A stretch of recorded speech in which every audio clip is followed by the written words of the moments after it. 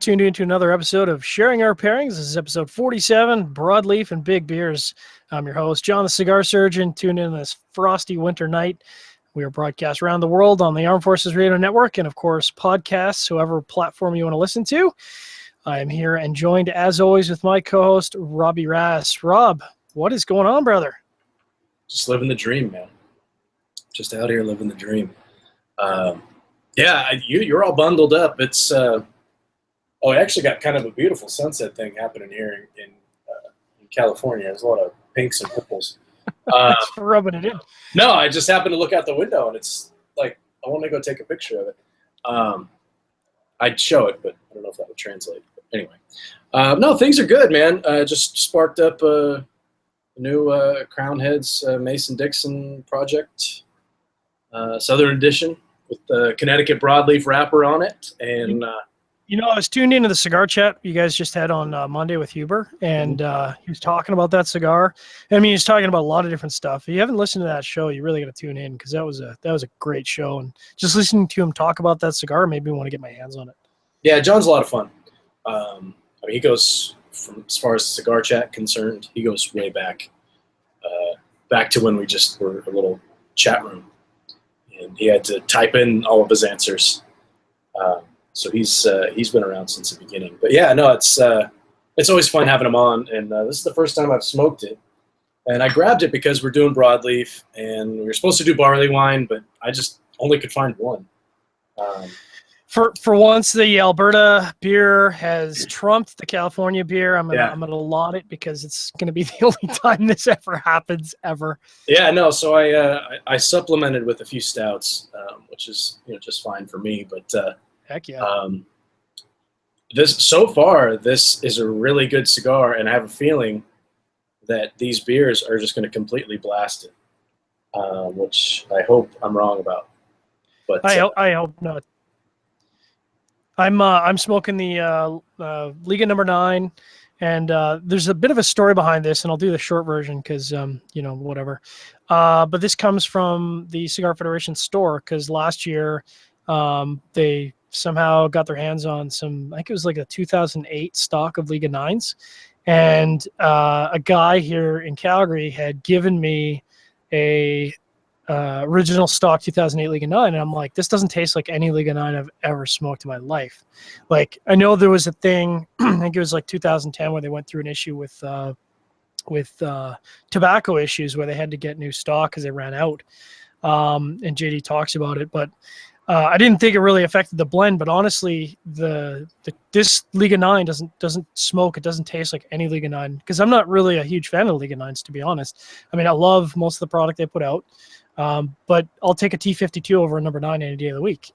This being the exception. Yeah, I reached for this. John just sent me some samples. It's Connecticut Broadleaf wrapper, Nicaraguan binder and filler. And I have never smoked a 2008 Liga 9, or at least that I knew it was a 2008. I may have smoked it back in the day, but who knows? Anyway, so yeah, I reached for this just because it's a new release, and I just really wanted to smoke it, to be completely honest. But so far, it's got a lot of nice flavor to it. But the spice, I can feel it. That spice is building up on the tongue. And some of those thicker flavors that you expect from a broadleaf, they're starting to show up. It started out really, really slow, maybe. But these just arrived yesterday, so it's basically right off the truck. So yeah. We'll see. I'm not really putting the cigar in a position to succeed, unfortunately. Don't put the Mason-Dixon in the corner. Nobody puts the Mason-Dixon in the corner. And of course, the Liga 9, contrary to what you might hear in the chat room tonight, uses a really nice Connecticut broadleaf wrapper. It's like I think it's got like 2 or 3 years of age on it. If you've ever had the opportunity to go on Cigar Safari, they'll show you the wrapper. I mean, it's darker than my soul. Like, it's just rich and oily and beautiful. They use Brazilian Matafina for a binder, which gives it this particular flavor that's really hard to reproduce, and you find it whenever you find Brazilian tobaccos in a cigar. It's got this something that just you don't find in other tobaccos. Kind of like the San Andres Maduro, actually. There's just something there that makes it different. And then it's got some Honduran and Nicaraguan filler. And like I said, normally I go with the T52, but since the theme is broadleaf and I got these bad boys sitting in the humidor, it seemed like the time to light up. That's funny. I rarely smoke a number 9.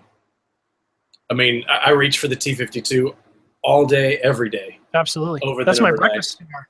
Yeah, it's funny. Like, and even in, I think when we went down on the cigar safari trip this year, I don't even know if I smoked a 9. I must have. I think I smoked one number 9, and I'm like, yeah, this is like, again, everyone's got a different flavor process or preference. So I don't want to knock the cigar or what, but it seems like people are really in two camps. They either love the number 9 or they love the T52. And it's very, very rare that I come across somebody who loves both. And for me, I just find the new number 9, like it's a broadleaf, but it's like a beefy broadleaf with just tons of dirt and earth and leather. And I'm not really a dirt and leather kind of guy unless it's like balanced, but it's a brawny broadleaf. That's what they should call it, the brawny broadleaf, BBB. Yeah, there you go. I don't know. I just, that richness in the T52 is what gets me. But I personally, I enjoy both of them. But as I've already said, I enjoy the T52 much more often. And it might just be because I've got T52s. I bought a box fairly recently. And I've still got about half of it left. But I can't remember the last time I bought number 9s. I know I've actually got a couple of those box press, which the Corona exclusives. Oh, I'm so looking forward to trying those. Yeah, I want to try that. But anyway, we can move forward. I know we've got 3 beers to get through here. I don't know which one I'm going to start with first. Well, I mean, if you want to look at your delicious selection, I can wax poetic about my first beer here, because I went barley wine, because I just want to get gunned live on the internet for the entertainment of our viewers and listeners. Yeah, I did not spare on the ABV. I'll tell you that, because the 3 beers that I'm going with, I think, are all over 10. Yeah, I think this might be the highest ABV show we've ever done. Like, if you average the ABV of your beers and my beers, I think this possibly might be the highest. Yeah. So this could get the triple. The Belgian triple was probably pretty high too. Yeah, that's true. Anyway, moving forward. Let's go. Moving forward. All right, so first up, we've got the Alley Cat Old Deuteronomy Classic Barley Wine. Alley Cat is a brewery out of Alberta. They are the 4th oldest brewery out of Alberta, located in Edmonton. If you know a little bit about Calgary, Alberta, Canada, Edmonton and Calgary are rival cities. So, I'd be remiss if I didn't do some digs at Edmonton, but Alley Cat makes great beers, so I can't really knock them on that, except for their hockey team, which is complete crap. I'd use stronger words, but keeping it clean for Armed Forces Radio Network. The Old Deuteronomy is 10.3% ABV, so it's a heater. 75 IBUs, which you kind of find in a lot of these sort of strong ales or barley wines. You'll find a higher IBU. 26.4 original gravity. I'm not going to explain it to you. You guys can go back and watch our shows. We've educated you time and time again, and I don't remember offhand. They describe it. You're honest. They describe it as deep amber in color. This hearty brew boasts aromas of caramel malts, no doubt. On the palate, very strong malty flavors are balanced by a hint of warming alcohol and dried fruits to please the taste buds and warm the heart. And that's a pretty accurate description.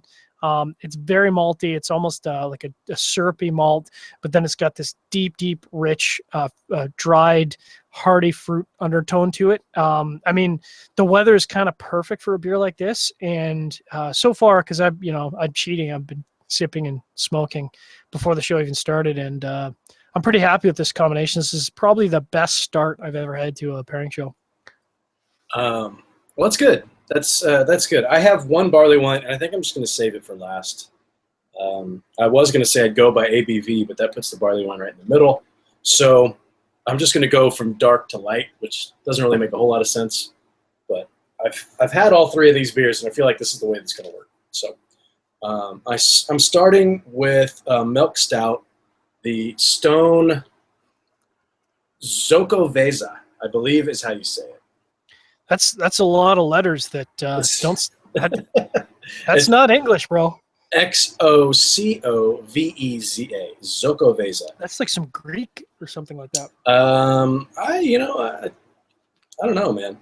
Anyway, it's a stout brewed with cocoa, coffee, peppers, vanilla, cinnamon, and nutmeg. Oh, there is a lot going on in this beer, and it's a seasonal release. Hit the stores November 16th, and I think it's around until about New Year's. It actually says for the holidays and the New Year. So it's available limited 12-ounce 6-packs and draft. 8.1%, 50 IBUs. They use English Challenger and English East Kent Golden hops. It's chocolatey winter spice black stout. It basically tastes like if you have like a Mexican hot chocolate. It's got that little bit of spice in it. It's really, really good. Like I said, it's 8.1%. So it's not a light beer by any means. It's a heater. And it's I love those glasses. I'm so jelly. I tried to pick up some of those glasses last week, and they did the sale ended, so they're like $20 a glass, and I'm like, listen, I'm not Moneybag surgeon here. I can't afford $20 glasses.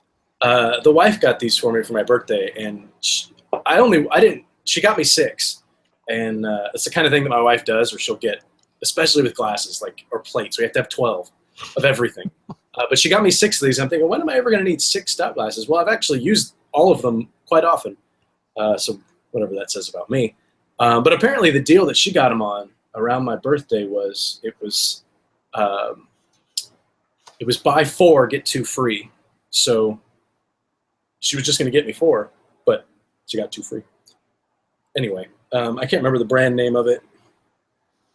It's German, I think, and it starts Spieglau or something like that.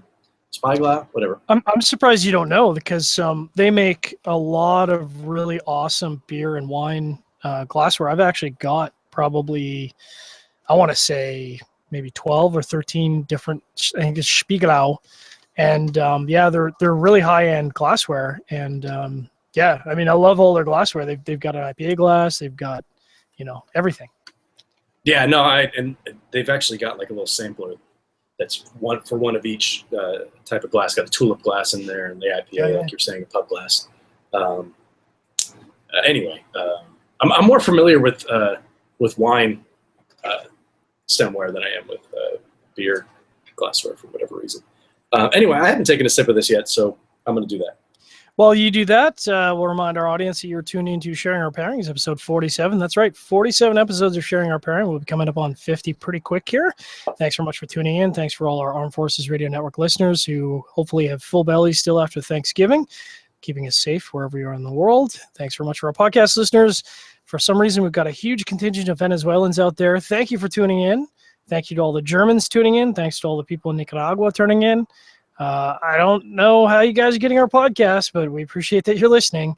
We're doing some broadleaf and barley wine and big beer and stouts, and it's just a big beer night. And so far, so good for me. One thing I wanted to mention here, because I was on the Facebooks, and I'm a big Zycar fanboy. I love Zycar products, and that's just how I am. Zycar is not paying me for this, although if they do want to pay me for it, I'd be happy to accept their money. Make your checks payable too. Make your checks payable too. So this is and I talked about this lighter a couple episodes ago. This is a new lighter. It's kind of a table lighter, but kind of not. It's a Turum from Zycar. Now, I got it in the gunmetal because, gunmetal's the new black. But it just came out in a new bronze, and it looks so tight. But if you look at this thing, you see this line here. This line is where the tank is. So this tank is like a third of this lighter, almost half actually of this lighter. It's got a fuel gauge on it, and it's got a wicked action on it. So you just pull this back. It's double flame, but what makes it super sexy is in the bottom, and I'm going to put it up to the mic so you can hear how awesome this sounds. I don't know if you can hear that. It almost sounds like you're screwing on a silencer. Yeah, I mean, not that I know what that sounds like. Just when no, I I hear movies. have no idea what that sounds like. But if it sounded like anything cool, it'd probably sound like this. It's just got this cool ratcheting. Anyways, as soon as I saw this lighter, I'm like, I have to have this lighter. And you know me, man, I'm a lighter collector. I don't know, like I'm not a collector of many things, but I've got a lot of lighters now, and I got to stop. But I've been very, very happy with this. Good in the cold weather. And I just wanted to show that to all the Facebookers out there who would ask me about it. Let's talk price point. What's that going to cost a regular dude like me? I think in Fredonia or Merca is I think it's only $89.99. No, it's not bad at all. And as with all Zycar products, it's got a lifetime warranty. And there's something to be said. Like, you don't like your Zycar, it's not working right, then just take it into your local Zycar dealer, and they'll just swap it out. Like, they'll just give you a replacement. And so you're telling me that this one here, that just does, oh, it actually lit, but that ain't right. Uh-oh. So you're telling me I could just, that's funny. That was the first time it lit in a long time. I need to get that one replaced. I'm not saying that it's horrible, it's not working. They'll just swap it out, bro. I've had good experience. I mean, obviously, I'm a Zycar man when it comes to the cutters. Oh, yeah. That one, and actually this punch, I've been punching everything lately. With this, the 009, I think. Oh, yeah, the bullet punch. Yeah, I've got one of those too. Yeah, I just push it apart right there. And then, there you go. Just clean it out. It's awesome. Wait. I love this thing. Use it all the time. Anyway, go ahead. No, I think that's all. I mean, you know me. I've been using V-Cut for maybe over a year now, and I kind of have been using V-Cut for cigar reviews because I feel like it's an excellent way to sort of baseline the draw on a cigar. And essentially, what I've found is, if your cigar draws well on a single V-Cut, then your cigar draws well. If I have to make an X-Cut, your cigar's on the tight side. And the thing I like about the V-Cutter is that it cuts a hole in the cap. It's like the best between a guillotine and a punch. You don't get the tight draw of a punch. You don't have to worry about taking the entire cap off like a guillotine or damaging the wrapper. So it's kind of been my standard. And if you've checked out any of our reviews on YouTube, I go into great detail about the cutting. Yeah, I don't know. I've been punching everything, and if I guess I feel the same way. If I punch the cigar and it doesn't have a good draw, then screw it. Yeah. I usually figure it out. But anyway, to get back to this pairing, this for the Zoco Veza, there's so much cinnamon and so much nutmeg on the nose. It just smells like somebody's making a cake. It's really, really, really aromatic. On the tongue, you get a lot of that cocoa. You get a lot of the coffee. That pepper is in there, but it's getting run over by the cigar. Surprisingly enough, the cigar, which doesn't have overpowering flavor, or at least it didn't when I started, is kind of dominating the beer right now. So I'm much more hopeful toward my next few pairings. This is okay, but it's not really doing anything good for the beer, and I don't think it's really doing anything special for the cigar. I'm not mad at it, but really when I taste the beer, the main thing is I'm getting sweetness from it, and I get that cinnamon. That's about it. Okay. Well, I mean, like I said, I've been super happy with my first pairing. It's like I said, it's probably the best start to any pairing show we've had, and it's exactly what I would expect to pair with a broadleaf. It's got that huge malt. It's got a huge amount of dried fruit, and that's a great way to offset the leather and the heaviness and the full bodiedness of a broadleaf. And I don't know if it's bringing any character out of a broad. I don't even know if you could coax any more character out of broadleaf because it's just so big and in your face. But it's great. It's it's a pairing I would do again without question. That's what I'm finding interesting about this Mason-Dixon Southern. It's not huge. It's not massive. It's not in your face. It's a bit more delicate as far as the flavor profile is concerned. That spice on the retrohale is building up, which I kind of expected. But I'm losing some of the flavors from the cigar that I was getting before. I think in a weird way, this pairing is it's taking a little bit from It takes a little bit away from the beer, it takes a little bit away from the cigar, and it kind of creates something new that I don't know that I necessarily like. So I have a feeling this barley wine is going to pair a little bit better because I'm going on to another stout right after this. I don't know. I just don't think stout was the way to go. Alrighty. Well, as we always say on sharing our pairings, part of the fun is trying stuff that works and trying stuff that doesn't work. I'm going on to my second pairing, which is all the way out in the Orkney Isles. If you know nothing about the Orkneys, then you should Google it because I'm not going to educate you. But they've been inhabited for 5,000 years. It's got a cool bottle. It's got a cool name, Skull Splitter. I mean, how can you not pick up a beer that's called Skull Splitter? It is barley wine. They call it a rich ale, but it's a barley wine. 8.5% ABV, so I'm actually dropping an ABV, but I can tell you based on the nose and the first initial sip that it's significantly hoppier. I don't know if the IBUs are up from the alley cap, but it's definitely hoppier. So interestingly enough, talking about hops, so you mentioned you had the Goldings hop on your first beer. This also has East Kent Goldings hop in it, and I suspect that that might be a common thread in some of these heavier beers because maybe that hop just stands up to the bigger ABV. For malt, they use Maris Otter, crystal, chocolate, and malted wheat. They describe it as a rich, fruity, wine-like complexity in the palate, which includes fresh and dried fruits, warm exotic spice, and light summer citrus fruit, which is, almost certainly from the hops. Sophisticated, satiny smooth, with a deceptively light character. I mean, I don't know if I'm describing a car or a woman or a beer or what. It sounds sexy, so it could be all three. So are you done with that? Are you ready for me to go into describing mine? I'm just going to describe the nose here because, wow, I mean, it smells like marmalade and chocolate. It's interesting, actually. It's totally divergent from the first beer, like, the same category, but what a difference. This is like, it's orangey, but it's not. It's almost like orange gums.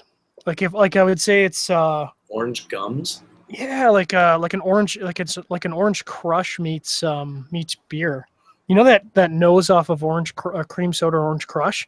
That's kind of what I'm getting off the nose. It's interesting. It's different. Anyways, carry on.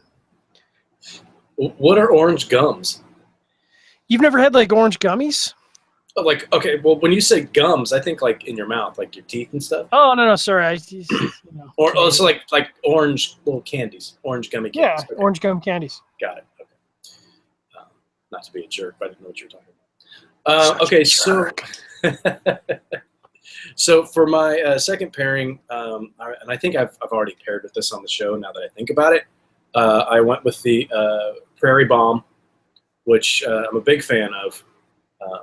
One of the best beers I've ever had. Oh, that's such a great beer. Imperial Stout, aged on coffee, cocoa nibs, love a cocoa nib, vanilla beans, and chili peppers. So in a way, it's very similar as far as flavor profile, as you'd think, as ingredients anyway, to the Xocoveza, where it's got the the coffee, the chocolate, the vanilla, and some pepper in there. I'm here to tell you that the two beers do not taste the same. The Xocoveza is this is going to sound like it's derogatory, but it's not. It's a thinner beer. It's not as thick. I mean, this is, when you talk about the Prairie Bomb, this is light, or this is it's motor oil. Yeah, motor oil. That's what I was trying to say, and I was going to say lighter fluid. Not the same thing.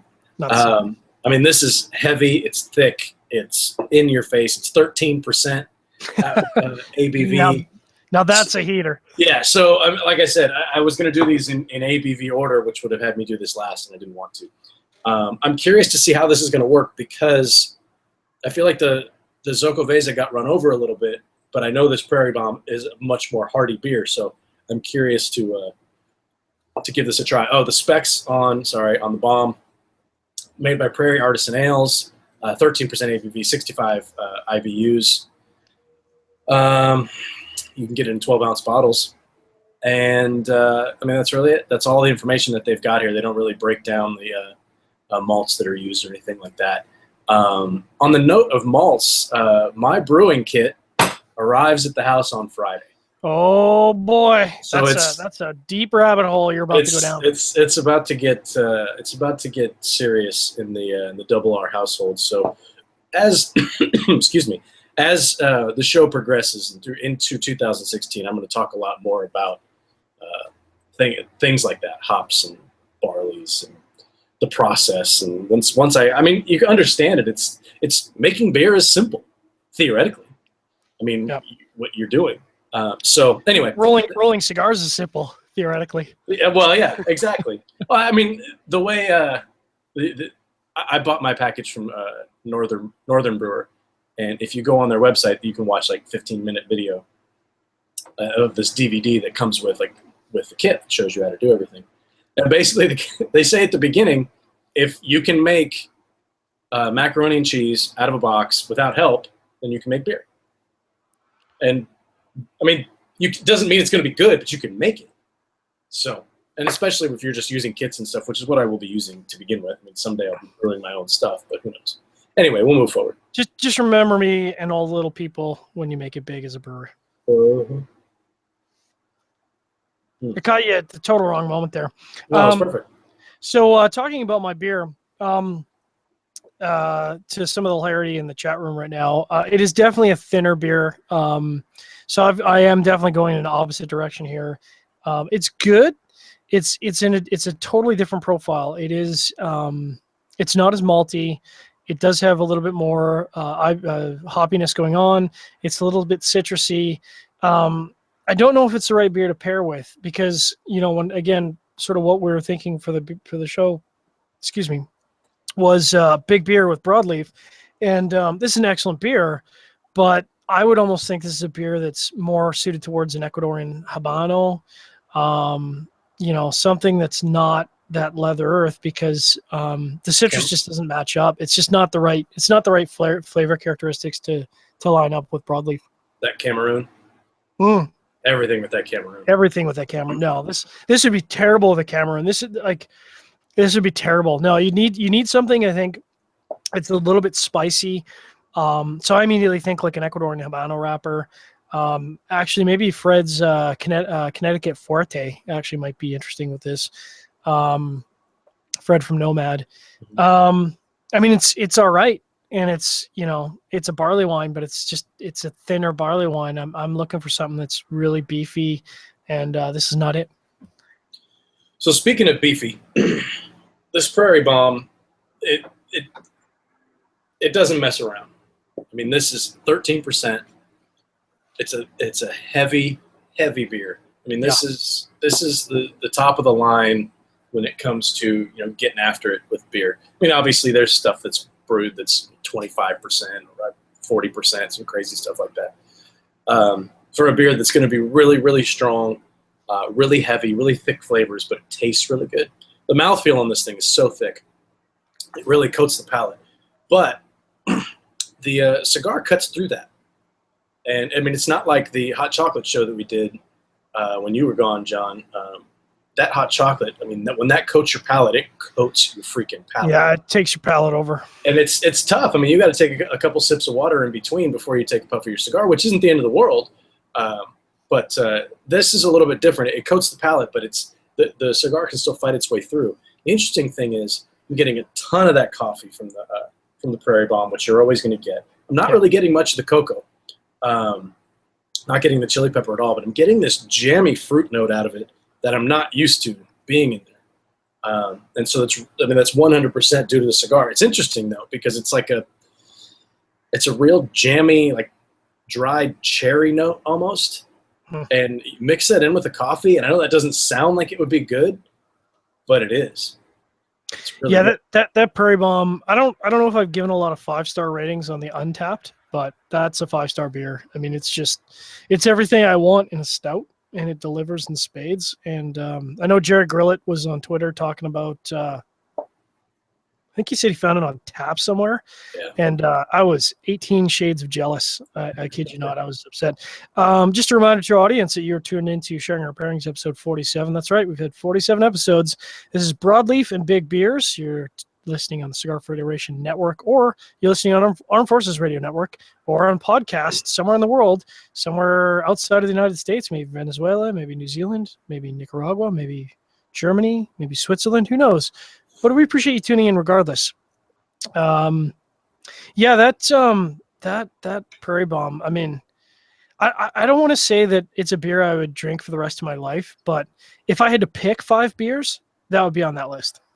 It's tough because, I mean, it's a big freaking beer. It's not something I'm going to sit down and have 2 or 3 of. I'm going to sit down and have one, and I'm going to enjoy it, which is kind of how I like my beer nowadays, especially with, I mean, getting into these higher ABV beers and filling up the new beer fridge back there. I don't want to sit down and have 7. I want to sit down and have maybe 2 or 3, but I want them to be different.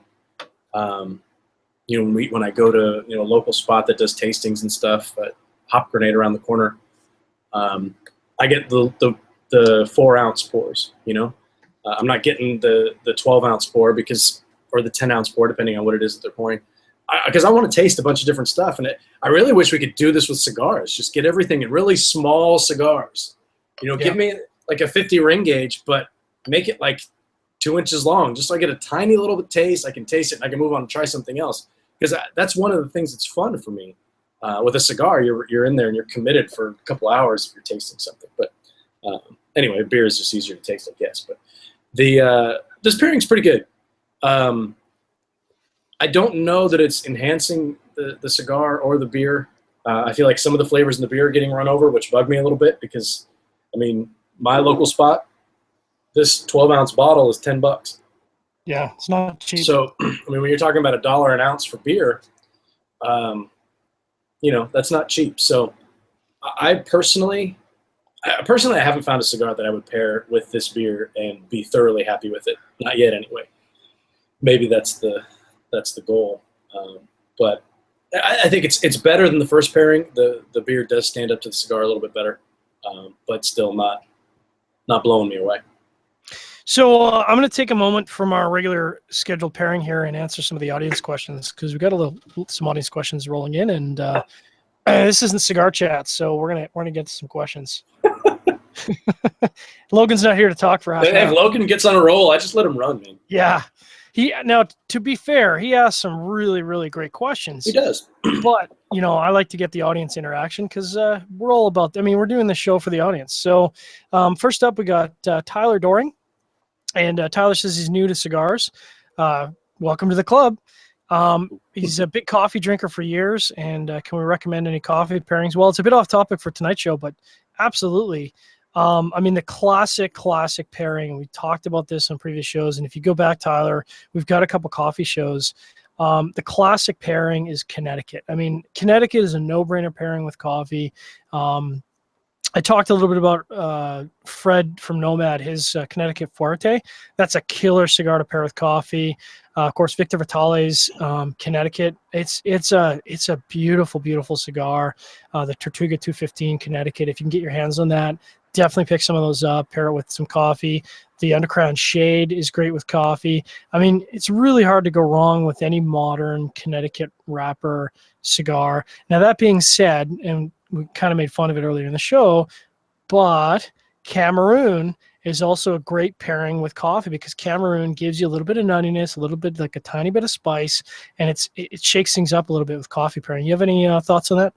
No, I totally agree with you. I think there's one key cigar that you left out that is probably the best cigar I've ever paired with coffee is the 1502 Emerald. Oh, yeah. That's a beautiful cigar, and in the Corona or in that Lancero. That Lancero is amazing. It's such a good smoke, and that pairs beautifully with coffee. I'm trying to think if there's anything else that we missed. Definitely love El Tío Enrique at 1502 because we sat in Vegas and did some pairing with the I was smoking the 1502 Emerald Lancero with some coffee at our hotel, and oh my gosh, it was so good. I mean, just a nice, like, full-bodied espresso shot, and that 1502 Lancero. Oh, and the 1502 Ruby. That's just a great cigar. That's just a great cigar. I could smoke that every day. That's just a great smoke. I'm just trying to think of some other things. The Roma Craft and Temperance with the Ecuadorian Connecticut wrapper on it. Yep. That one pairs really well with coffee. It's got a little bit of spice to it as well. Yep. And a little bit of strength to it, which is good. But yeah, I mean, there's just so many cigars, and like just about every Cuban cigar, right? Go pairs with coffee. I mean, some of the lighter ones. Yeah, we could talk about that in our After Dark segment because, I mean, I smoked a lot of cigars and coffee when I was down in Cuba last week. But we'll talk about that in the After Dark because we're here to talk about pairing. I'm gonna get to one more audience question here before we move on to our last pairing because we've got a few questions in the queue. Jeff Madre has been waiting since the start. He said you're pairing a strong drink with a full-bodied cigar, but are there any pairings that you can think of that would successfully pair a lighter beverage with a full-bodied cigar? And if so, what beverage characteristics would one look for? You have any thoughts on that, Rob? A lighter beverage? What does he mean by lighter beverage? I assume what he means is something like an ale or a lager or maybe even a soft drink. I didn't know you love root beer. Yeah, like root beer. like Root beers we've done. Cream soda also pairs really well. And those were that cigar that we paired with was the La Gloria Esteli, and that's a pretty bold cigar. It is. I mean, some people call it full strength. I call it more of a medium plus. Medium plus, yeah. But it's definitely full bodied. It's got plenty of flavor to it, plenty of structure. So that's a pairing where you're taking that, excuse me, the robust flavors of the cigar, that spice, and even the stronger nicotine, where you get that boost in flavor, and you're pairing it with something that's really sweet, that's a creamy beverage. It's not too effervescent, but it's got that creamy texture to it. Creamy. Yeah, exactly, and it's got some sweetness in there. That's one of my go-tos. It's right up there with coffee for me as one of the no-brainer pairings. And there's some artisan stuff out there. There's artisan everything nowadays. But, I mean, for me, just a regular old A&W cream soda was pretty damn good. I don't know if I could add anything to that. I think, the thing to keep in mind when you're pairing a lighter beverage with a full-bodied cigar is it's got to have a characteristic that stands out because, it is very much about matching strength to strength. So if you're going to match a lighter beverage, it's going to have either a lot of sweetness or a particular flavor characteristic that is really strong, because otherwise the cigar is just going to run right over it. And we've certainly talked about that in previous shows. Yeah, absolutely. But yeah, I would definitely try try out some root beer or some cream soda. Henry Weinhardt's root beer is really good too. Forget about it. Yeah, you can find that at Safeway. So yeah, that's good stuff. So I am super excited to get into my last beer before our next station break here. And I have not had this yet, but I know you're going to be a little jelly. And I'd be remiss if we did a show, especially with the Strong Beer Show, and I didn't send some love out to Duducia, Quebec, the guys that are friggin' miracle magic Merlin workers with beer. I don't know who's sacrificed their soul over there, but they have, because they're just producing friggin' awesome beer. I mean, part of it is, and I don't know if I talked about this last time I had them on, but one of the owners, Steph Ostegau, I was at a tasting with him, and he went through the whole range of their beers, and of course, they're all awesome. The guy's freaking got a master's degree in microbiology. He's got a molecular biology specialty, and what does he do with that? Well, of course, you start a brewery. Like, what else would you do with that? And I think that lends itself to why, their beers are so freaking awesome. I'm going to hold it up because it is a big, big beer. This has kind of got that, like, you can see, it looks like beer soup. Like, it's so dark. And, I mean, it smells delicious. It's like, it's malty and Christmas cake all mixed in once.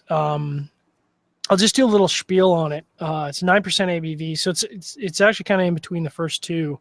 They call it a noble winter beer, which is brown in color. I mean, I guess that's brown in color, but it's like, brackish brown.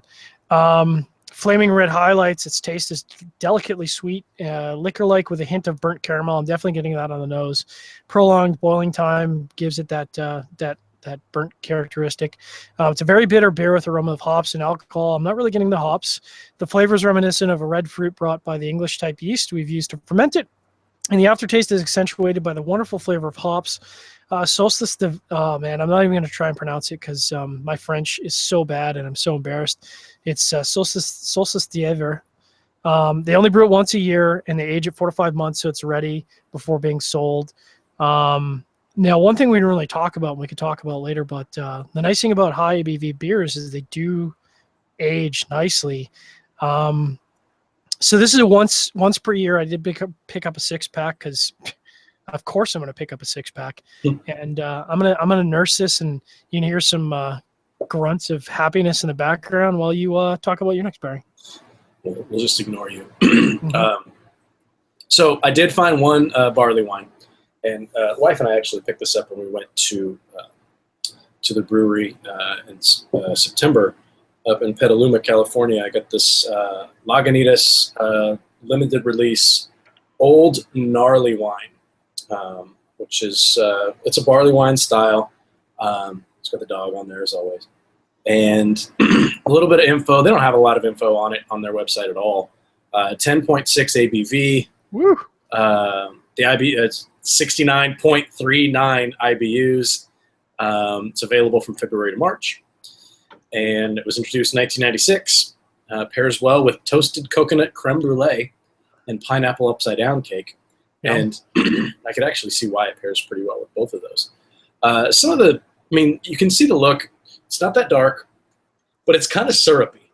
I mean, it's a thicker beer. I mean, I don't know if that really translates. Yeah, you can see that. It's thicker. You don't want to say viscous because that's too thick, but it's got a thicker feel to it, thicker mouthfeel.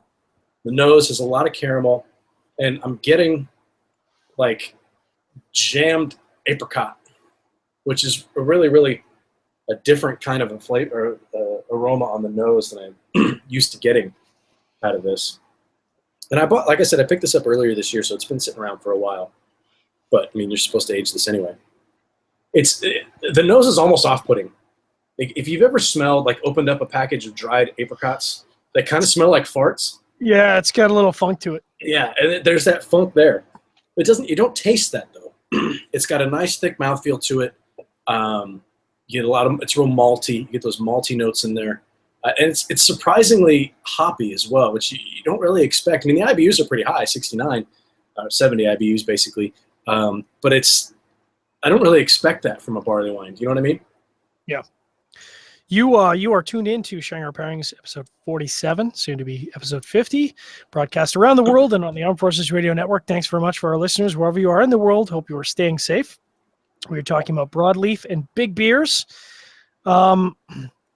Yeah, I mean, I think the girlfriend likes to pick up dried apricots, and yeah, there is some funk to that. But I mean, that's good that the nose of it is not translating to the taste, because I'm not sure I'd be down with drinking apricot funk. Yeah, there's definitely some fruity characteristics to it, and I think the cigar is enhancing that. But the mouthfeel is really nice. It's a sweeter beer, but it's more crisp than what I was drinking before, and it brings out a ton of spice on the cigar. The pairing here, and I think alliteration aside, I think the idea was to go with broadleaf and barley wine, and I threw this out as a topic just because of the alliteration. I like alliteration; it works for me. But I think we might be onto something, because this is far and away the best pairing of the night for me. Interesting. I mean, it's night and day. It's a syrupy flavor, but it's syrupy in more of a fruity way than syrupy in like a chocolate way. So like, would you say it's approaching like a Belgian triple in terms of like a fruit punch to it? Yeah. Actually, without that yeasty note, the bready yeast that you get from those triples. God, I felt so full after that show. It doesn't. Have to put your mic on mute every 5 seconds, because it's a Belchie. Those are Belchies. Very Belchies. A Belchie beer, but this is a nice beer to sip on. It's it is the fruity. I'm having a hard time describing it. The fruity note that's in there, it is kind of an apricot flavor, but it's just more jammy. It doesn't have that funk. I don't know, and I think that the hoppiness in there, and it's relatively hoppy, right? It's not a hoppy beer. It's not like an IPA, but that hop really, the crispness from those hops really kind of even everything out. I don't know how else to explain it. So with my beer, it's interesting because, and I think this beer really encapsulates the difference between body and strength. So in terms of beer, you talk about strength, it'd be really ABV. The body is the amount of flavor it's bringing to the table. And what's interesting about this Solstice, it's only 9% ABV, but it's just so big. I'm getting it's almost like liqueur in a beer. It's just so full. Like if I were to describe it in terms of cigars, it's full body plus. Like it's just so much to take in. It has definitely got some toasted malt bitterness to it, but underneath that, it does have some jammy notes. But it takes a while for them to evolve because the hops and the malt, the toasted malt, has so much bitterness to it, but not like a sharp bitterness like an IPA. It's just like a burnt caramel bitterness. You know, like if you toast caramel, you get that bit of a sugary bitterness, and as soon as that gives way, there's this jammy note that comes through. But man, it's just such a big beer. I take a sip and I sit and sit and sit, and it just keeps evolving. And I've kind of gotten to the point in the cigar where, with a lot of the Liga 9s, that sort of big in your mouth leather. If you want to taste leather in a cigar, smoke a Liga 9. So it's kind of at a good point with the cigar, because that leather, again, I'm not a big fan of the leather. It is being offset because that big fruit forward liquor from the beer is just running that leather over. And I didn't think it was possible to run leather over in a broadleaf, but it is. So it's interesting. Yeah, you're doing a much better job describing the beer than I am. But I feel like I've had 2 weeks to prepare. I feel like our the flavor profile that you're having and that I'm having are pretty similar. I mean, obviously there's going to be some differences, but overall, that I am getting a lot of that stuff. And the way you describe the malts and the hops coming together for that bitterness, that's what I'm getting here. And it's just I just didn't know how to put pen to paper on that one. Yeah. But it brings out so much spice out of the cigar, and that those notes that you look for from a broadleaf, the big earthy notes, that spice. I'm not getting that leather, but I wasn't getting that leather much at all from this. But it's taking the cigar to a new place. The cigar is so much better now with this particular beer. I like the cigar better than I like the beer. It's good. The beer is good, but it takes the cigar to a place that is where I want it to be. Now I wish I had more barley wines to pair with to begin with, or even like some Belgian triples like we talked about. I think those would Belgian triples, and maybe we do Belgians and broadleaf. Belgians and broadleaf. Yeah, there's some alliteration for you, but I just like to say that word. It's one of those longer words that I remember what it means, so I use it a lot. Anyway.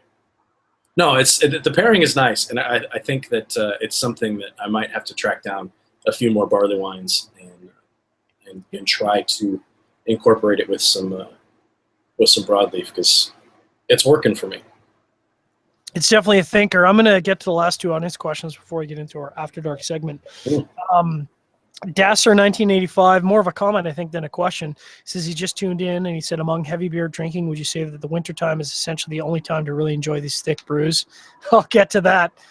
Any time is a good time to enjoy thick brews. I don't care if it's 38 degrees out. I'm drinking a stout. He says, especially paired with a meaty cigar at the same time. He says his personal favorite is the Deschutes Black Butte Porter. Oh, absolutely. That's a great beer.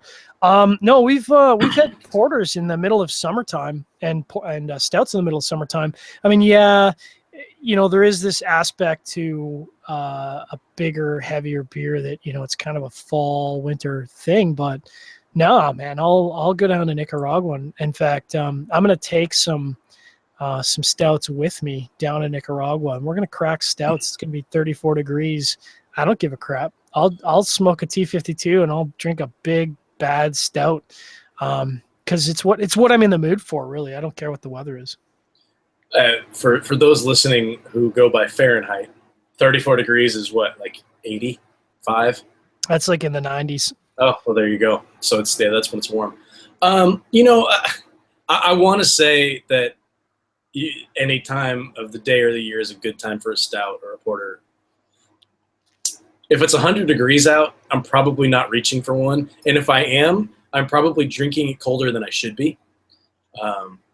I've been lucky enough to get this beer fridge back here, and I've got it set where I want to at about 50, 51, 52 degrees, which is basically where you're supposed to cellar all your stouts that you want to age.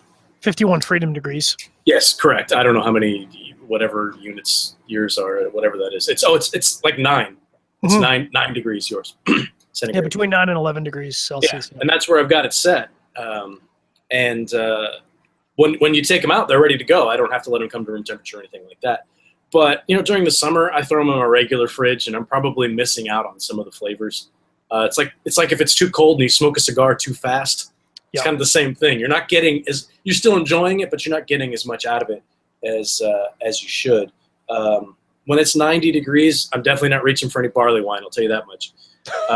But I'm really coming around on IPAs. I've become a pretty big IPA fan over the last 6 months. I find myself seeking out double IPAs, and I think I can't remember who it is, but somebody's got a beer coming out that's the most bitter beer ever. I don't need all that, but I like the high IBU stuff. And I'm coming around on Belgian stuff too, which is saisons and things like that. Which there's that funk in there that I just can't seem to get my head around, but I'm trying. And that's more of your winter stuff, your blonde ales, things like that. But I mean, I can grab a stout or a porter pretty much anytime. Yeah, I mean, I would say that one of the nice things when we were in New Orleans is we had some IPAs and some really hot days, which was every day of the week in New Orleans. And we found the IPAs to be extremely refreshing in hot weather. There's just something about the characteristic, and again, you're serving it at a warmer temperature and it's warming up anyways, but there's something about the hoppy citrus quality that really cuts through the heat. And, I'm not going to, it's 100 degrees out. I'm not pouring a stout on the patio either, but there were some really, really great IPAs in New Orleans. We're sitting on a patio. It's pushing 100 degrees and like 80%, 85% humidity. And the IPAs are really good. And, it's an excellent choice. Would I sit out in 100-degree weather and smoke a cigar and have an IPA? Probably not. But it's an option for sure. Well, we did, yeah. It's not crazy. Well, you were talking about the IPAs in New Orleans, and I had to get up and grab one of these. I got a few left. The Nola Hapatulas, and I smuggled a few of these home on the plane. I got a 6-pack of these, and this is such a good IPA. They had my wife and I went and did a tour of the Nola Brewing, and they had some really good stuff there. Not a lot that they were bottling because I think they're relatively new, but it was a lot of fun.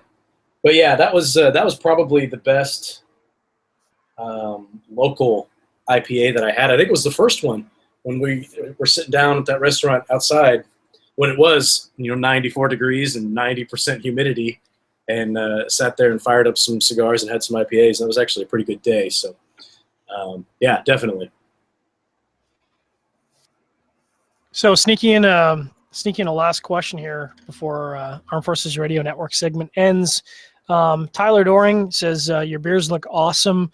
Cold weather Christmassy drinks. I would definitely agree with that. What are y'all doing for the holidays? And he does say y'all. Any cigar related goodies on your wish list? Rob, you want to hit that up? Oh, holidays. My holidays start on December 14th. The wife and I are going down to LA. We're going to do a couple days at Disneyland, which I'm very excited about. I haven't been to Disneyland since I was 18. So, and now that Disney owns Star Wars, it's going to be just completely nerded out. And then we're going to go watch the opening night at 10 o'clock down in LA with a buddy of mine. So that's when they start for me. as far as, then we do, we have Christmas with my family, Christmas with my wife's family, and then Christmas, our own Christmas. So it gets busy. But as far as cigar related stuff on my wish list, not so much. I mean, I'm pretty spoiled when it comes to cigar related stuff. There's some particular cigars that I'm looking for, but I mean, nothing, when it comes to cutters and lighters and gear and stuff, I'm pretty well decked out. Yeah, I'm kind of in the same boat. I mean, I'm pretty happy. I mean, if I get my hands on some of those Cuban regional release Diplomaticos, which we'll talk about in our After Dark segment, I'd be a pretty happy camper. Even to smoke one would be nice, since I flew all the way to Cuba to get some. But I mean, I've got lots of cigars. I've got lots of gear, so I'm pretty set for that. I've got all the ashtrays I'd want. For me, Christmas is about family, and I'll be driving out to Winterpeg, which is about a 10-hour drive, 11-hour drive in the winter here. Because really, my family has come out to Calgary for the last couple of years, and it's kind of our turn. So I don't really enjoy the drive, but it is what it is. So that's how I'll be spending holidays, and there'll be like 20 people there for Christmas. So it'll be a good time. There'll be lots of drinks and lots of cards. And I mean, really, what could you ask for more for Christmas than spending it with family and having a good time? Yeah, absolutely. We just got our Secret Santa targets on Cigar Federation. So that's always fun to see what people send. Everybody gets so generous in the community, and sends out some really good stuff. So I've got my target, and I know he likes beer, so he's going to get some beers, and he's going to get some gear, and he's going to get some cigars. I'm giving away that he's a he, but I think 100% of our our Secret Santa participants are all guys. So that's the only hint that I'm giving, is it's a guy, and he likes beer too. So he's going to get a nice little surprise in the mail. But that's always fun. Yeah, absolutely. So thanks very much, everyone, for tuning in to Broadleaf and Big Beers. It's been a couple weeks since I've done a show because I was away. Talk about that in the After Dark segment. But we enjoy the show, and we hope you guys enjoy the show too, wherever you are tuning in the world. Of course, always appreciate our Armed Forces Radio Network listeners. Hope you guys are staying safe over Christmas. And yeah, what else? I mean, it was a good show. I enjoyed all the pairings. The best pairings were definitely the Solstice and the Alley Cat, but for different reasons. So the different pairings for different cigars, but both were good in their own rights. Yeah, I mean, for me, it was the Old Gnarly Wine from Lagunitas was hands down the best pairing. And I learned that broadleaf and stouts don't necessarily go together. Not necessarily.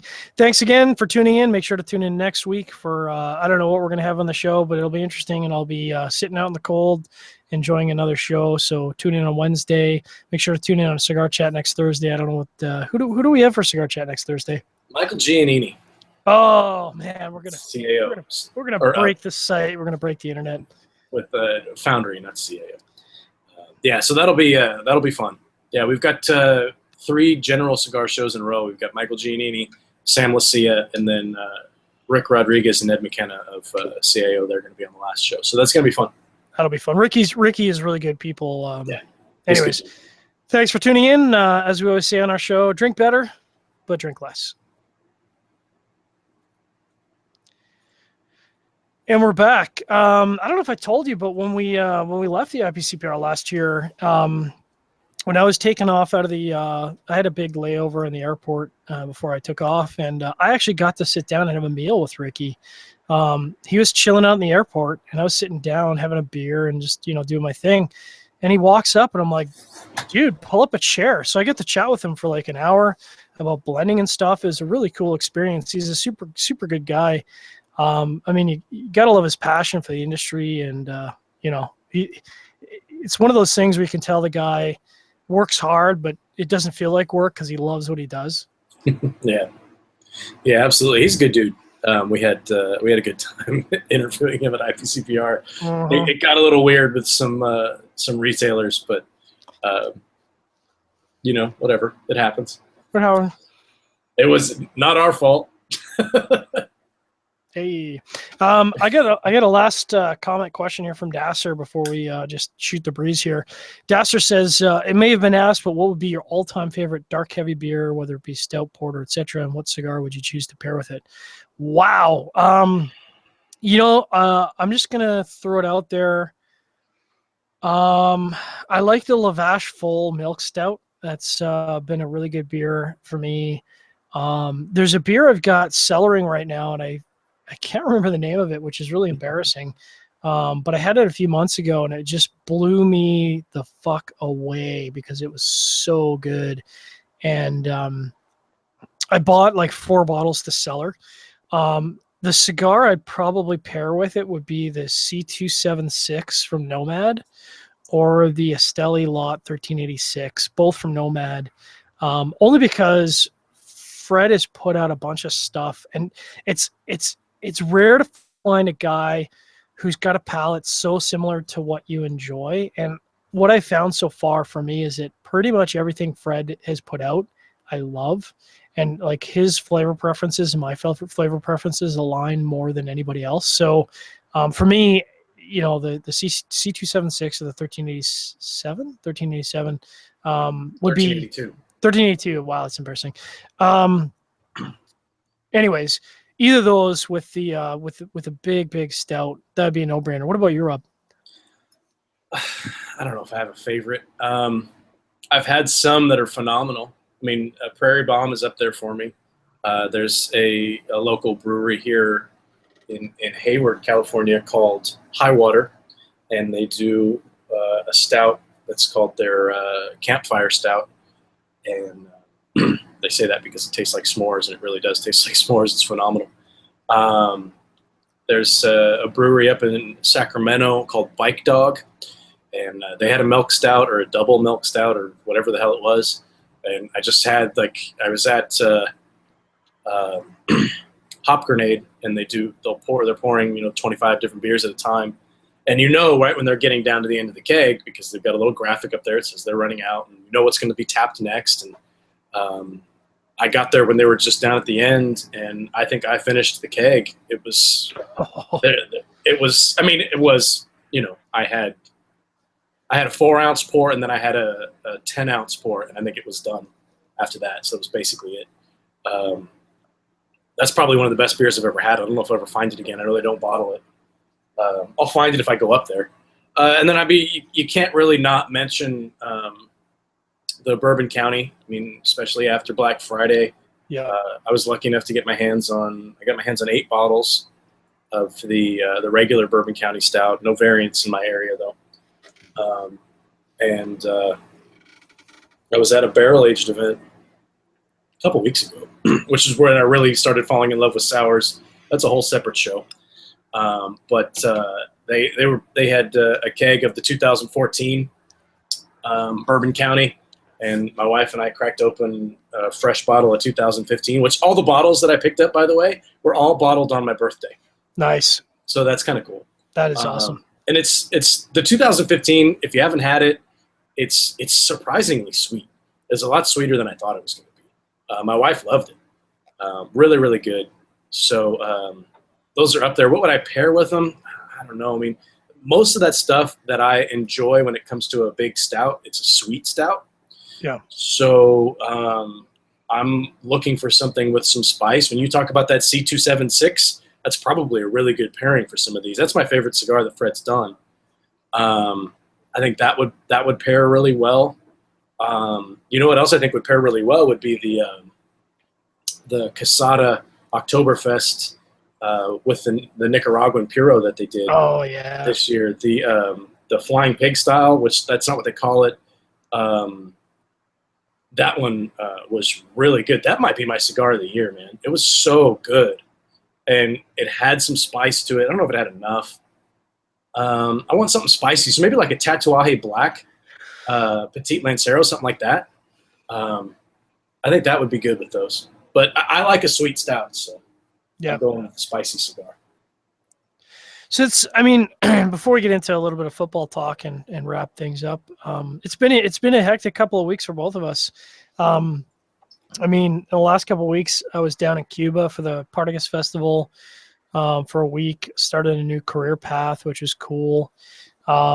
Cuba was interesting. It's one of those sort of pilgrimages for me, like Nicaragua. Is an experience, man. It's interesting to see how the island is evolving year over year. And we were kind of talking offline, and I think one of the things that really stood out for me was there's cell phones everywhere in Cuba now, which is just not a thing that happened in the past.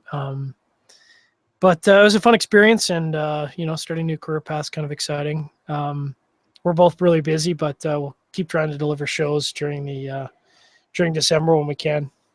No, absolutely. It's been busy times for Double R Enterprises, that's for sure. But after tomorrow, it should be smooth sailing. So knock on something. But no, things have been good on my end. Just trying to get shit done. Yeah. But yeah, that's football. I haven't watched the 49ers play in a while. I've had like no time to watch any football, which is really bumming me out. I'm doing okay in my pick'em pool. I seem to be keeping like just a hair's width of lead. Last week, the big game that put me ahead was the Ravens of the Browns. Week before that, in week 11, I just crapped the bed, something fierce. I went like 6 for 12 or so. It was just terrible. Last week was okay. And of course, I'm getting decimated now in fantasy football because fucking 5 of my starters, 5. I say it sounds dickish when I say it because like these are human beings, right? These guys are being taken out for the year for injuries, and I feel terrible for them. But it just sucks because like you take this guy, he's going to last the whole season, and then like week 7 he blows his ACL and he's done. Yeah, he's still getting paid pretty well though. And that's part of it. That's all right. So maybe let's blast through some of the picks here and wrap things up. What do you think? Let's do it. All right. So I don't have the track on the games because I've been too busy, and I'm sorry, but hope you guys enjoy playing along. Thursday night game is an interesting game. It's the Packers versus the Lions, and I think the Lions could give the Packers a run for their money because they seem to have gotten the crap together in the last couple of weeks. But I think ultimately, assuming that Rodgers doesn't just screw everything up, I think the Packers will win this one, but I don't think it's going to be a big scoring game. Yeah, I would take the Packers there too. It'll probably be closer than everybody thinks though. Yeah. Next up on Sunday morning, Texans go to Buffalo to face off against Tyrod and the Bills. I mean, personally, I need Tyrod to have a huge game, but I don't know if the Houston defense is going to let him win. I'm really torn in this game, but I'm going to go with the Bills. I would probably. That's tough. Yeah. Those are 2 teams I don't know what to make of. I don't know what the hell to make of the Texans. I don't think the Texans know what the hell to make of the Texans. I'd probably go with the Bills. If they can get a running game going, I'll go with the Bills. 49ers go to Chicago, Chi-Town, face off against Cutler. It's going to be a mess of a game. Both teams have kind of been up and down all season. I don't know, man. I think Chicago's going to win this one, but again, I don't think it's going to be a high-scoring affair. I think it's going to be just a slugfest. It's my upset of the week, maybe. I'll take the Niners. Take the Niners. Got to take your team. I don't know why, but what the hell? Hey, Ruben Drone or whatever the hell is the running back, and who the hell's the quarterback now? What's his name? I don't even know. It's the guy that the Jaguars drafted, Blaine Gabbert. Blaine Gabbert. His name's Blaine.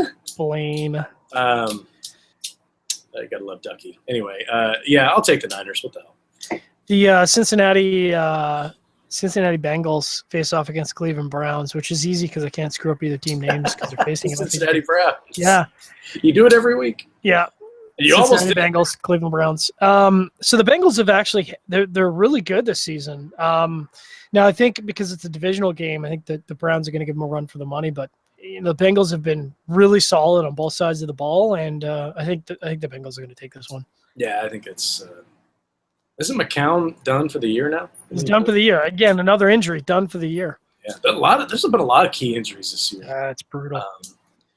Luckily, my team has avoided most of them. I have Marshawn Lynch, but he was never really. I mean, I traded for him, but he's never really been I've only played him like 2 weeks. Yeah.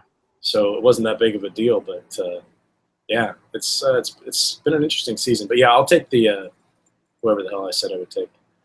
The Bengals. I'm heavily invested in the Bengals, man. Yeah, you got your boys got to do big, man. You got to win those fantasy football playoffs, and I'm telling you, it's me and Hilk this week, and I honestly I think he has the best team. I have the best record and the most points. You have the best potential going into this week. He has Gronk though, so that's his issue. Yeah, but Gronk is not 100%. So well, that's what I mean. Losing Gronk is an issue for him. Mm-hmm. That's tough to replace, but I don't know. We'll see. The Who Cares Bowl, the Ravens go to Miami to face off against the Dolphins, who the Jets keep getting their personnel fired every time they beat them, which I think is hilarious. I don't know, man. The Ravens are a mess, but they put it together when they need to. So I'm actually going to go with the upset pick, even though Miami's the home team. I'm going to go with the Ravens on this one. Who's the Ravens quarterback now? Still Flacco, isn't it? Or is Flacco done? He's done. Jesus, I can't even keep track. There's so many. I think it's Matt Schaub. Is it Matt Schaub? Did I read that somewhere? It's painful. Yeah, dude, Matt freaking Schaub. Oh, by the way, the Warriors are going to win again. Man, unbelievable. Let me give me 2 seconds here because someone actually picked up Matt Schaub in our league. That's how deep our league is. There's nobody left. Matt Schaub is the Baltimore quarterback. That's terrible. It's terrible. Terrible. It's terrible. And he threw for 232 last week, 2 touchdowns and 2 picks against the Browns. Yeah. But with all that being said, I think I would probably take the Ravens as well. Okay. Seahawks going to Minnesota to face off against the Vikings. I think the Vikings are going to win this one. I think they've been underestimated the entire season, and they keep winning games. Seahawks have been a mess. I think Vikings are going to win this one. The Seahawks have been kind of all over the place. All over the place. I mean, some weeks they don't give up any points, and then some weeks they have to score 50 to win. Like, I don't get it. Yep. But I would take the Seahawks in this one. I think they're still a really good team. Their defense isn't as dominant as it used to be, which is unfortunate. They were playing better at the beginning of the year. I say it's unfortunate because I have their defense. I hate the Seahawks. The Jets versus the Giants in New York. Every time I pick against my Jets, they win.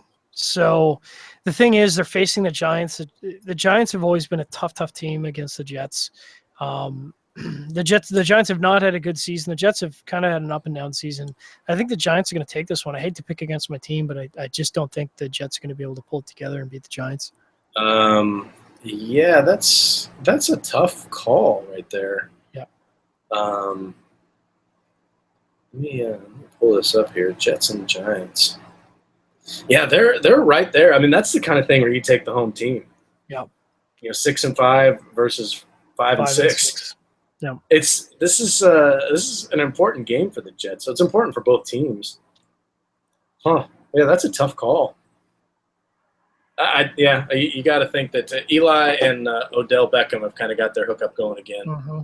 I think you got to go with the Jets or the Giants. I'm sorry. Cardinals go to St. Louis to face off against the Rams. It's a tough matchup, but the Cardinals at the start of the season they were my lock to go all the way to the Super Bowl, and I think I got to stick with them. I think the Cardinals are going to take it against the Rams.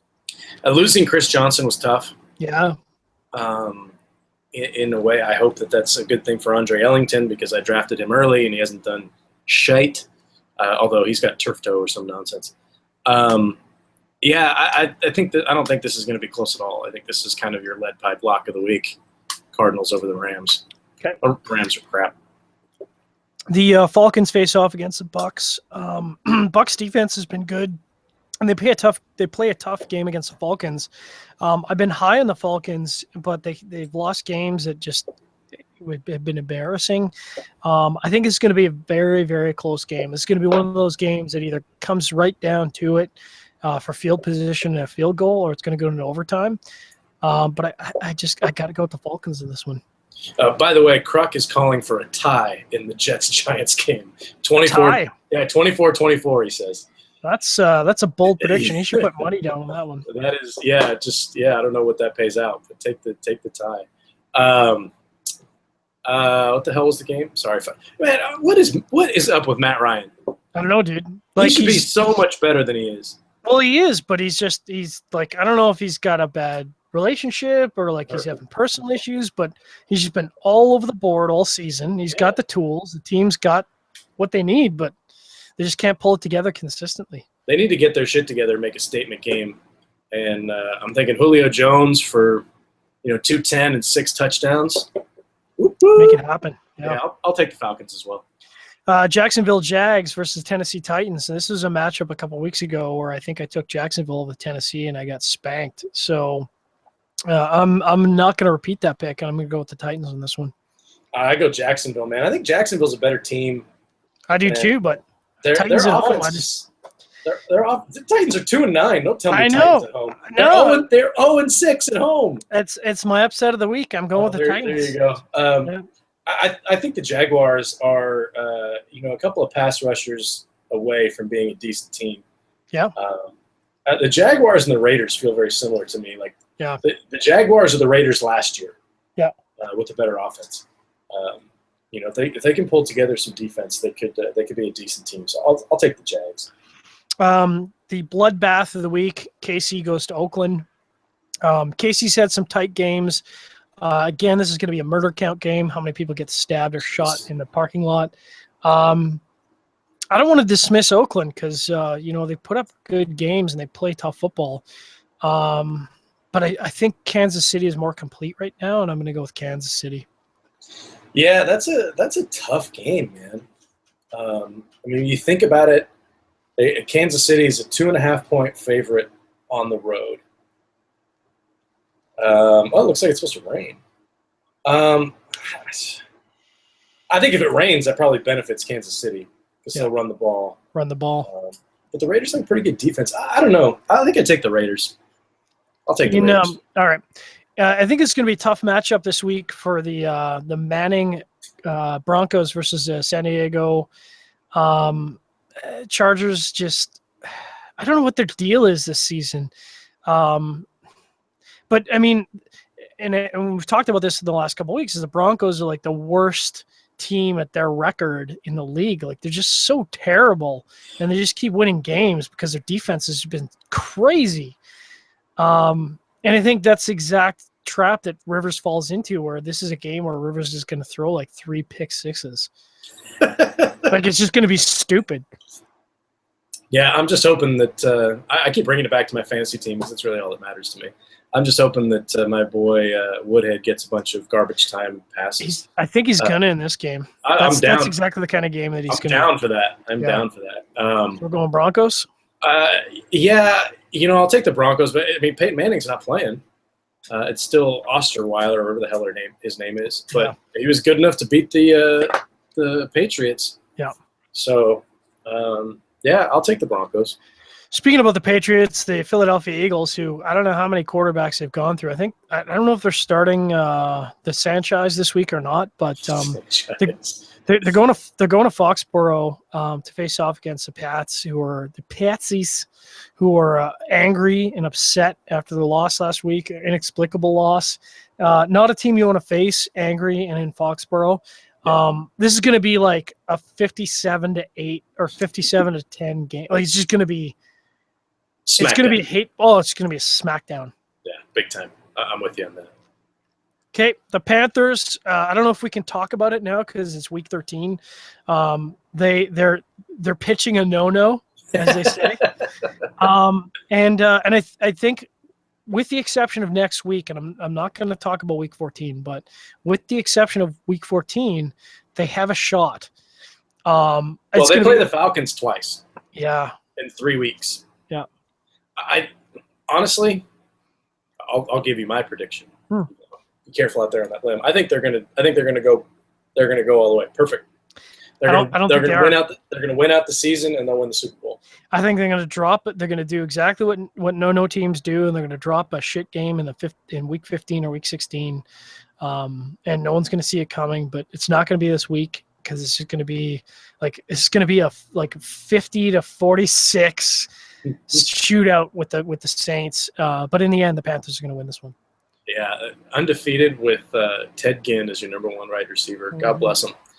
But yeah, I'll take the Panthers. The Colts go to Steeltown to face off against the Steelers, who are missing Roethlisberger. Who what did he say? Like, I passed my test. It's like, no, you dude, you're concussed. You didn't pass your test. You're concussed. You're out. I think he practiced today. Did he? I think so. I don't know. I mean, I feel like, I pick against the Steelers. Roethlisberger's out. Roethlisberger's in. Roethlisberger's out. Roethlisberger's in. Yeah, he was cleared to practice. Well, Steelers at home, I can't pick against them because I know if I pick against them, it doesn't matter who's at quarterback. They're going to somehow find a way to win this game at home, and so I got to go with the Steelers. Yeah, I'll take the Steelers here as well. Talk about another injury game, the last game of the week. The Cowboys go to Washington to face off against Redskins. Romo's done for the season again. Tough divisional game. Washington at home. I don't know, man. Dallas defense has got it together, but without Romo, I got to go with the Redskins. Yeah, it's you kind of pick the Redskins by default. I don't think they're a great team by any means, but they're at home. Like, the Cowboys are kind of struggling, obviously. I hope it's close, and I hope McFadden gets the ball a lot, but I really don't care. I guess I'll take the Cowboys. What the hell? Cowboys!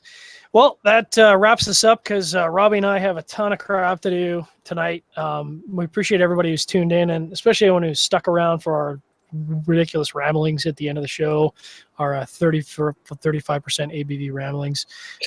We'll be back again next week. I don't know what we're going to do, but it's going to be interesting, and we're going to roll up to show 50, which I don't know what we're going to do for show 50, but it's going to be big. No pants. No pants. That's an easy one for you. That's a tough one for me. No, it'll be a quick show. It'll be like a 6-minute show. Yeah. That'd be brutal. I don't know. We'll come up with something. I think we got to do a whiskey show here again because I've got all that whiskey that you sent me. I think show 50 should be all that Scotch Malt Society whiskey because it's good for the weather. It's cask strength. We're going to be like completely out of it by 30 minutes into the show because it's gooned. It's like 61%. The average whiskey, I think, is 61%. Just gooned out of our gourds. Just gooned. Right. But thanks everyone for tuning in, and we'll catch you next week. As we always say, drink better, drink less, and make sure to check us out at cigarfederation.com. Have a good night.